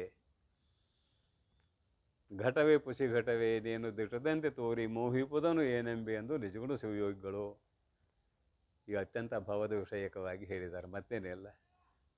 ಅತ್ಯಂತ ಅಭಾವ. ಮೋಕ್ಷ ಆಯಿತು ಅನ್ನೋದು ಕೂಡ ಸುಳ್ಳ. ನನಗೆ ಬಂಧನ ಬಂದಿದೆ ಅನ್ನೋದು ಸುಳ್ಳ. ಇಡೀ ಜಗತ್ತೇ ಸುಳ್ಳು. ಅದಕ್ಕೆ ನಮ್ಮ ಪೂರ್ವಪಕ್ಷಿ ಕೇಳಿದ ನಮ್ಮನ್ನು, ಅದ್ವೈತಿಗಳನ್ನು, ನಿಮ್ಮ ಶಾಸ್ತ್ರ ಸತ್ಯವೋ ಅಥವಾ ಮಿಥ್ಯವೋ ಅಂತ ಪ್ರಶ್ನೆ ಮಾಡ್ಯಾನ. ನಮ್ಮ ಶಾಸ್ತ್ರವು ಸುಳ್ಳು ಅಂತ ಒಪ್ಪಿಕೊಂಡಿದ್ದೇವೆ ನಾವು. ಯಾಕೆ? ಜಗತ್ತನ್ನು ಸುಳ್ಳು ಅಂದಾಗ ನಮ್ಮ ಶಾಸ್ತ್ರವೂ ಕೂಡ ಜಗದಂತರ್ಗತವಾಗಿದೆ. ಅವಾಗ ಅಂದ ಸುಳ್ಳಾದ ಶಾಸ್ತ್ರದಿಂದ ಸತ್ಯವಾದ ಮೋಕ್ಷದ ಪ್ರಾಪ್ತಿ ಹೇಗೆ ಆಗುತ್ತದೆ ಅಂತ ಕೇಳಿದವು. ಸುಳ್ಳಾದ ಶಾಸ್ತ್ರದಿಂದ ಮೋಕ್ಷದ ಪ್ರಾಪ್ತಿ ಹೇಗಾಗುತ್ತೆ? ಅವಾಗ ಇವರು ದೃಷ್ಟಾಂತ ಕೊಟ್ರು. ಅವಾಗ ಕನ್ನಡಿ ಮುಂದೆ ನಿಂತಿದಿ, ಅಲ್ಲೊಂದು ಪ್ರತಿಬಿಂಬ ಮೂಡೈತಿ. ಆ ಪ್ರತಿಬಿಂಬ ಸತ್ಯೋ ಅಥವಾ ಮಿಥ್ಯೋ? ಸತ್ಯ ಅಂದ್ಗಿಂದಾನ. ಸತ್ಯ ಅಂದ್ರೆ ತಪ್ಪಾಕೈತಿ. ಮಿಥ್ಯೆ, ಆ ಮಿಥ್ಯಾಭೂತವಾದ ಪ್ರತಿಬಿಂಬವನ್ನು ನೋಡಿ ಸತ್ಯವಾದ ಮುಖವನ್ನು ನೀನು ಅರಿತಿ ತಿಳಿದಿ ಇಲ್ಲಿ ಏನೇನು ಬೇಕಾಗಿತ್ತು ಮಾಡಿಕೊಂಡೆ ಅಂತ ಇಟ್ಕೊಳ್ರಿ. ಹಾಗಾದರೆ ಕನ್ನಡಿಯಲ್ಲಿ ತೋರಿರುವ ಪ್ರತಿಬಿಂಬ ಮಿಥ್ಯೆ ಆದರೂ ಕೂಡ ಸತ್ಯವಾದ ಮುಖದ ಅಲಂಕಾರಾದಿಗಳನ್ನು ಮಾಡಿಕೊಳ್ಳುವುದಕ್ಕೆ ಹೇಗೆ ಸಹಾಯವಾಗಿದೆಯೋ ಹಾಗೆ ಶಾಸ್ತ್ರವು ಮಿಥ್ಯೆ ಆದರೂ ಕೂಡ ನಿನ್ನ ಸ್ವರೂಪದ ಜ್ಞಾನವನ್ನು ಮಾಡಿಕೊಳ್ಳುವುದಕ್ಕೆ ಸಹಾಯಕವಾಗಿದೆ ಅಂತ. ಕಣ್ಣಿಲ್ಲವೇನು ಮಾಡ್ಬೇಕ್ರಿ ಅನ್ನ ಶಿಲೆಯ ಭೈರವನಂತೆ ಅಂತ ಬರ್ತಾರೆ. ಶಿಲೆಯ ಭೈರವನಂತೆ ಭಾಳ ಸತ್ಯುಳ್ಳ ದೇವರು. ಕೆಲವು ಕಡೆ ಬರೀತಾರೆ ಆ ದೇವತೆ ಭಾಳ ದುಷ್ಟ, ಅದಕ್ಕೆ ಬಲಿ ಕೊಡಬೇಕಂತ. ಯಾರು ಮಾಡಿದ್ದಿದ್ದನ್ನು? ಈ ಸೋಗ ಯಾರು ಹಾಕಿದ್ದ? ಯಾರು ರಕ್ತ ಪಿಪಾಸುಗಳಾಗಿದ್ದಾರೆ ಅವರು ಬಲಿ ಕೊಡಕ್ಕೆ ಹೊಂಟಾರೆ. ತಾವು ದುಷ್ಟರಿದ್ದಲ್ಲಿ ಆ ದೇವತೆಯನ್ನು ದುಷ್ಟ ದೇವತೆ ಅಂತ ಕರೀತಾರೆ. ಭಾಳ ದುಷ್ಟ ದೇವತೆ ಅಂತ ಬಲಿ ಕೊಟ್ಟೋ ಸಮಾಧಾನ ಆಕತ್ತೆ ಅಂತ ಆ ದೇವತೆ. ನಮಸ್ಕಾರ ಅವ್ರಿಗೊಂದು. ಅಂತೂ ತಮಾಷೆಯಾಗಿ ನೆನಪದದ್ದನ್ನು ಹೇಳಿದ್ದೇನೆ. ಶಿಲೆಯ ಭೈರವನಲ್ಲಿ ನಿಜಗೂ ಬರೀತಾರೆ, ಅಲ್ಲಿ ದೈವತ್ವ ಇಲ್ಲ. ಆದರೂ ಕೂಡ ನೀನು ಭಾವನೆಯನ್ನು ಮಾಡಿದಿ. ಭಾವನೆಯನ್ನು ಮಾಡಿಕೊಂಡಾಗ ನಿನಗೆ ಫಲ ಸಿಕ್ಕಿದೆ. ಈಗ ತಿರುಪತಿ ತಿಮ್ಮಪ್ಪ ಎಷ್ಟು ಮಂದಿ ಭಕ್ತರಪ್ಪ ವರ್ತಮಾನ ಕಾಲದಲ್ಲಿ, ಎಷ್ಟು ಮಂದಿ ಭಕ್ತರು. ಆ ಹುಂಡಿಗೆ ಎಷ್ಟು ಹಣ ಬರ್ತದೆ ಅನ್ನೋದು ಕೇಳ್ತಾರಲ್ಲ. ಇಂದಿನ ಮಾಧ್ಯಮ ಸಾಕಷ್ಟು ವಿಸ್ತಾರ ಆಗೈತಿ. ಮತ್ತು ಅವ್ರು ಇಷ್ಟಾರ್ಥ ಸಿದ್ಧಿ ಆದಾಗ ನಾವು ಹೋಗಿ ಕೊಟ್ಟವ್ರೆ ಅಲ್ಲೇ. ಆ ತಿರುಪತಿ ತಿಮ್ಮಪ್ಪನ ಮೂರ್ತಿ ಕಲ್ಲಿಂದು ಏನು ಯಾರು ಕೂಡ ಮಾತಾಡೈತೋ ಹೇಳ್ರಿ, ಒಂದಿಟ್ಟು ನೋಡೋನು ಮಾತಾಡೈತೆ ಅಂತ ಹೇಳ್ರಿ. ಮಾತಾಡಿಲ್ಲ. ತಿರುಪತಿ ತಿಮ್ಮಪ್ಪನ ಮೂರ್ತಿ ಶಿಲೆ ಆದರೂ ಕೂಡ ಇವರ ಭಾವನೆಗೆ ಅನುಗುಣವಾಗಿ ಅಲ್ಲಿ ಫಲವು ದೊರೆಯುತ್ತದೆ. ಹಂಗೆ ಆ ಕಣ್ಣಿಲ್ದವನ್ನ ಕರ್ಕೊಂಡು ಹೋಗಿ ಆ ಗುಡಿಗೆ, ಆ ದೇವರ ಮಹಿಮೆ ಏನು ಹೇಳಿ ಕಿವಿ ಅದಾವಲ್ಲ ಅವಾಗ ಕೇಳ್ತತಿ, ಅವನು ಭಕ್ತಿಗೊಳ್ಳವನಾಗ್ತಾನೆ, ಅವನಿಗೂ ಅಲ್ಲಿ ಫಲ ಸಿಗ್ತದೆ. ಅದಕ್ಕೆ ಶಿಲೆಯ ಭೈರವನಂತೆ ಅಂತ ನಿಜ್ಕೊಂಡು ಬರೆದಾರಂತ ನೆನಪಿಗೆ ತಂದು ಕೊಟ್ಟಿದ್ದೇನೆ ಅಷ್ಟೇ. ಹೀಗೆ ವಿಚಾರ ಮಾಡ್ತಾ ಹೋದ್ರೆ ಶಾಸ್ತ್ರವು ಸುಳ್ಳು. ಸುಳ್ಳಾದ ಶಾಸ್ತ್ರದಿಂದ ಯಥಾರ್ಥವಾದ ಮೋಕ್ಷವು ಅಥವಾ ಜ್ಞಾನವು ಆಗುತ್ತದೆ. ಮೋಕ್ಷವೂ ಆಗುತ್ತದೆ ಅಂತ ಹೇಳೋದು ತಪ್ಪು, ಲೋಕಾರೂಢಿಯಲ್ಲಿ ಹೇಳ್ತೇವೆ. ಜ್ಞಾನವೂ ಆಗುತ್ತದೆ. ಮೋಕ್ಷ ಆಗುತ್ತದೆ ಅಂದ್ರೆ ಮತ್ತೆ ಮೊದಲು ಇಲ್ಲದ್ದು ಆಗುತ್ತದೆ ಅಂತ ಒಪ್ಬೇಕಾಕೈತೆ.